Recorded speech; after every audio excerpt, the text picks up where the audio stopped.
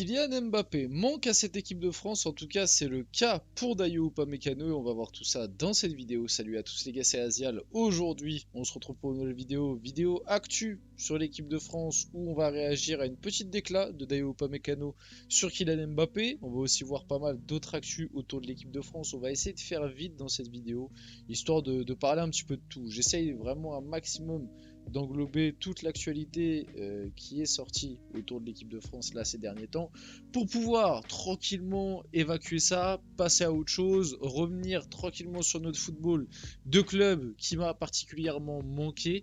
Et puis ouais, ça va être bien. Bientôt le retour de la Ligue des Champions, bientôt le retour du PSG, du Real, du Barça, de Liverpool, voilà. On va revoir un petit peu de football parce que bon, pendant cette trêve internationale, moi personnellement j'ai pas vu beaucoup de foot. En tout cas, pas beaucoup de foot qui m'a transcendé, on va dire. Même si c'est vrai qu'il y a eu des gros résultats. J'ai vu notamment l'Allemagne a fait un carton. L'Angleterre, ça a été pas mal aussi apparemment. J'ai regardé quand même le match du Portugal qui était sympa avec la petite retournée de Ronaldo et son doublé. Mais voilà, globalement, j'ai pas été encore une fois transporté lors de cette trêve internationale. Et bon, à force de regarder mes vidéos, vous le savez. Mais j'ai pas du tout hâte de la prochaine. Donc aujourd'hui, on va parler principalement du manque de Mbappé, encore que même pas forcément. Revenir un petit peu sur quelques actus autour du match face à l'Italie, etc. Pas mal de choses à voir. Avant que la vidéo commence, n'hésitez pas à la liker, à commenter, à partager et à vous abonner. Ça fait toujours plaisir et ça aide pour le développement de la chaîne. Et nous, on va pouvoir y aller dès maintenant. Et on va commencer par cette petite déclat du coup d'Upamecano, comme je vous l'ai dit. Donc Dayot Upamecano sur l'absence de Kylian Mbappé chez les Bleus. Bien sûr qu'il nous manque, c'est un joueur qui est important pour nous. Je vais faire très rapidement. On va pas s'attarder 100 000 ans sur cette déclat-là et sur l'importance de Mbappé en équipe de France, parce que pour moi, les deux derniers rassemblements m'ont permis quand même de constater que l'équipe de France peut très bien s'en sortir et a quand même des armes pour gagner des matchs sans Kylian Mbappé. Maintenant, je sais pas si c'est parce que Deschamps a quand même basé de base un plan de jeu autour de l'individualité Kylian Mbappé ou si c'est juste que il y a les joueurs offensifs de cette équipe ont du mal à prendre leurs responsabilités en équipe de France, mais le constat qu'il faut faire et en vrai ça, par rapport à l'attitude qu'il a eu très récemment, ça me dérange un peu de dire ça parce que ça lui donne raison, c'est que cette équipe de France là pour moi, on a vu quand même des limites et que pour que, enfin, en tout cas pour que moi j'imagine cette équipe de France aller gagner une compétition, il faut quand même qu'il y ait un grand Kylian Mbappé. D'autant plus avec le départ à la retraite d'Antoine Griezmann. Si il y avait encore Antoine Griezmann dans cette équipe, à la limite j'aurais pu te dire bon, ça peut passer en fonction du niveau de Griezmann. Si Deschamps reconstruit un truc avec Griezmann en tant que pierre angulaire, je pense que Griezmann a encore largement le niveau pour amener vraiment un plus à cette équipe, notamment dans la création et dans le dernier geste. Mais là, avec le départ d'Antoine Griezmann et le fait qu'en ce moment on ait un Mbappé qui soit absolument nul et même qui est pas là sur les deux derniers rassemblements, ouais, on a vu quand même beaucoup de limites, même si au final tu fais premier de Ligue des Nations, mais bon, t'as quand même des résultats qui sont pas très très rassurants et des contenus qui ne le sont pas non plus, hein. Vite fait, tu peux résumer, mais bon là ok, t'as gagné 3-1 contre l'Italie, mais dans le jeu tu te fais quand même malmener. Mais allez, à la limite on va dire victoire à la Deschamps, tu gagnes 3-1. Face à Israël, c'est absolument honteux le 0-0 chez toi. Tu gagnes 2-1 face à la Belgique, mais tu te fais quand même trimballer sur le match dans le jeu. Il y a Tillmans qui loupe un penalty, etc. Et quand tu vois l'état de la Belgique à l'heure actuelle, c'est pas forcément rassurant. T'as perdu 3-1 au Parc des Princes face à l'Italie. On le rappelle quand même que l'Italie, c'est une équipe qui est plus en reconstruction qu'une équipe installée. L'Italie a fait un euro catastrophique, hein, pour rappel. Donc, ouais, je trouve pas ça hyper rassurant que finalement j'en sois à me dire que si t'as pas un grand Mbappé ou s'il n'y a pas des choses qui changent, d'autres joueurs qui prennent leurs responsabilités, bah à l'heure actuelle je vois pas cette équipe de France taper un gros parcours. Je vois pas cette équipe de France par exemple gagner la Coupe du Monde 2026 en l'état. Si t'as pas un très grand Kylian Mbappé, ou alors, si tu comptes pas sur Mbappé, il faudrait que Deschamps commence à bosser quelque chose tactiquement, quelque chose qui ressemble un peu à ce qu'on a vu face à l'Italie. C'était déjà un peu mieux que ce qu'on voyait sur les derniers matchs. Et il faut que une ou deux individualités dans cette équipe commencent à s'éveiller. Et ce serait aussi pas mal que certaines individualités qui sont là depuis un moment, tu peux penser à un Marcus Thuram, tu peux penser à un Ousmane Dembélé, au milieu de terrain tu peux penser à un Rabiot, même si on sait que Rabiot ce sera jamais le mec qui on va dire t'apporte dans le dernier geste, vraiment dans le dernier tiers du terrain, mais bon, pourquoi pas.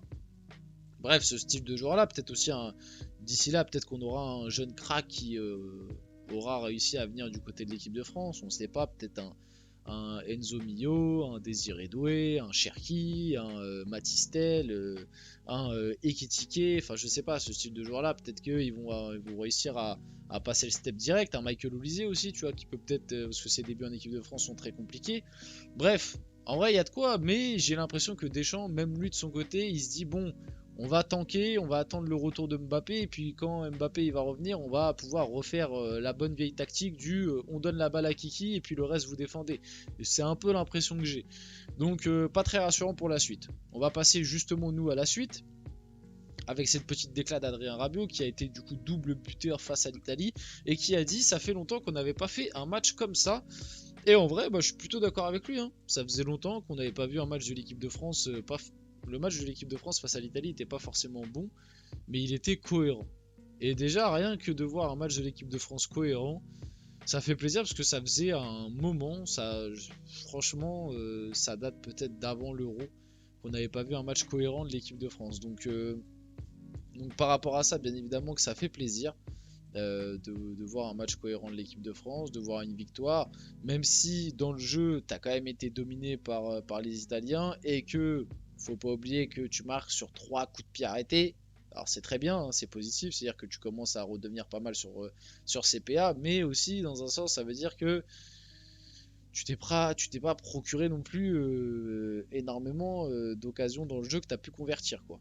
Et d'ailleurs, je crois les XG à la fin du match, l'équipe de France finit avec 0,40. Hein. Donc marquer 3 buts avec 0,40, c'est assez exceptionnel. Après, l'Italie a pas eu beaucoup plus. Hein. L'Italie ont eu 0,60, je crois, si je me trompe pas. Ou alors c'est inversé. C'est la France qui a eu 0,60 et les Italiens qui ont eu 0,40. C'est peut-être plus comme ça. Mais même avec 0,60 marquer 3 buts, c'est une dinguerie absolue. Hein.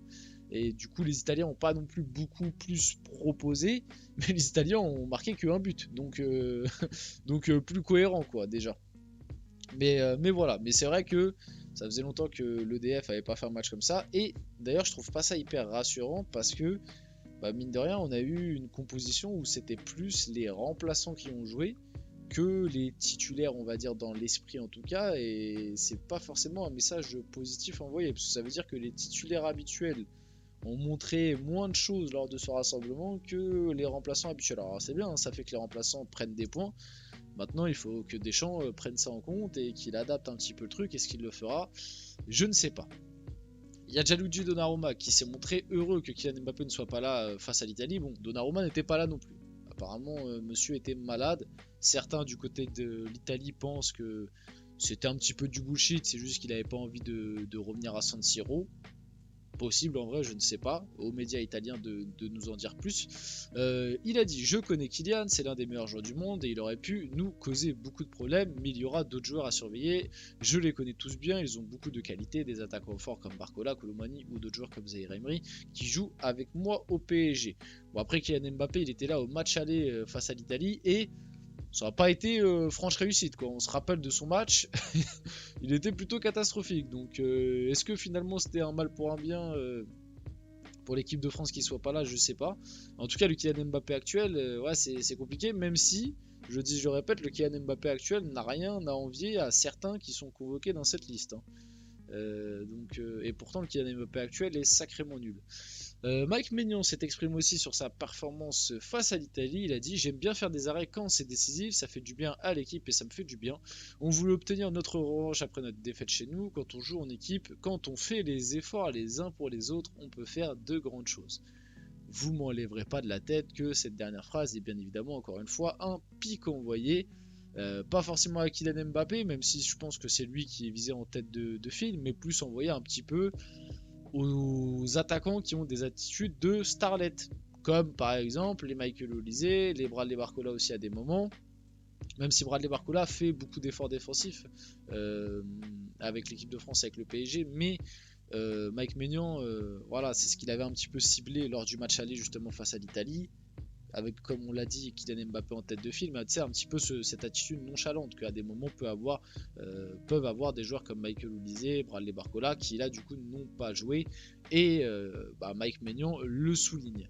Donc voilà, vous ne m'enlèverez pas de la tête que c'est quand même un petit pic envoyé à ces joueurs-là. On finit la vidéo là-dessus. J'espère que cette vidéo vous a plu. Si c'est le cas, n'hésitez pas à la liker, commenter, partager et vous abonner les gars. C'était Asial. On se retrouve très rapidement pour une prochaine vidéo.